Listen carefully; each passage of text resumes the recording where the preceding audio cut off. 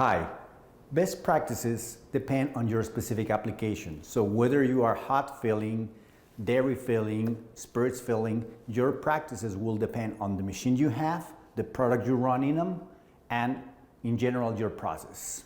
What Fogg is committed to is to give you the tools and equip your machine with the features that will enable your operators to successfully run them.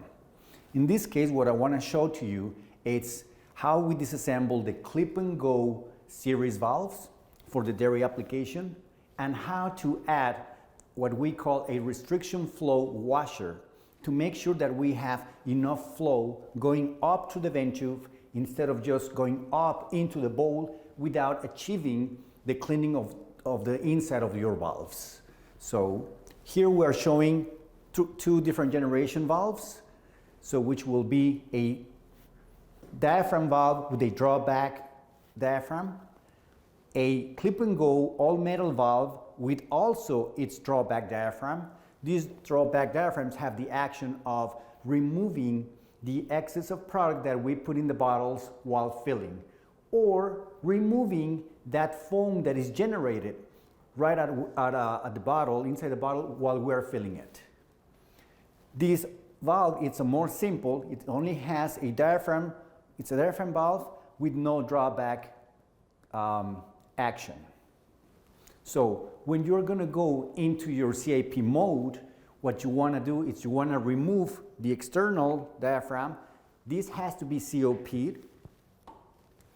You then want to remove the O-ring.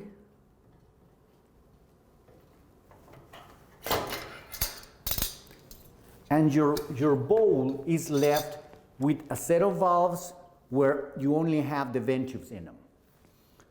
For the purpose of this video, I've intentionally placed the vent tube in such a way where you can see this path. This is the air path through which we are removing the air from your bottles and putting it into the bowl's head space. So once your valves are in this position, we're going to add the segmented rings and these cushion diaphragms.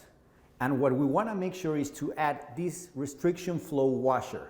What this will do is will act as a seal or restrict the flow of the CIP solution through the valve's throat and into the vent tube. So it will be in this position. We will then pump CIP solution through the segmented rings, pushing it through this path and forcing it to come out at the top.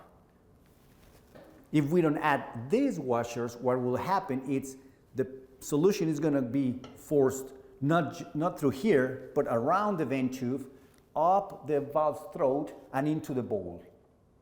We can see the position of these valves for CIPing, but when we do a COP, instead of reaching into the bowl and removing a clip from inside the bowl to remove this vent tube, we supply a key that closes this clip. I'm going to turn it around so we can see it. So the clip will allow us to close, the key will allow us to close this clip, and once it's closed, we can remove it from the bowl from the exterior without reaching it. For a COP on this valve, we will add all the components,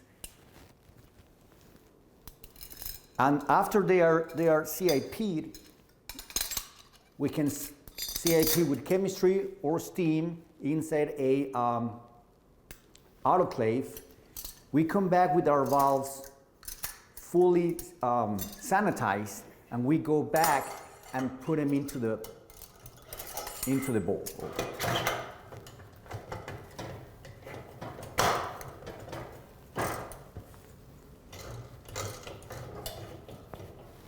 And there we have a COP valve put back in the bowl without reaching into it. This clip and go series valve is not our newest technology, but it's a direct upgrade to many of the fillers out in the field that have older technology with double diaphragms or single diaphragms and want to go on a cleaner operation when they don't have to reach into the bowl, or just want to add the drawback operation of this diaphragm. That's all I have for today. Thank you very much.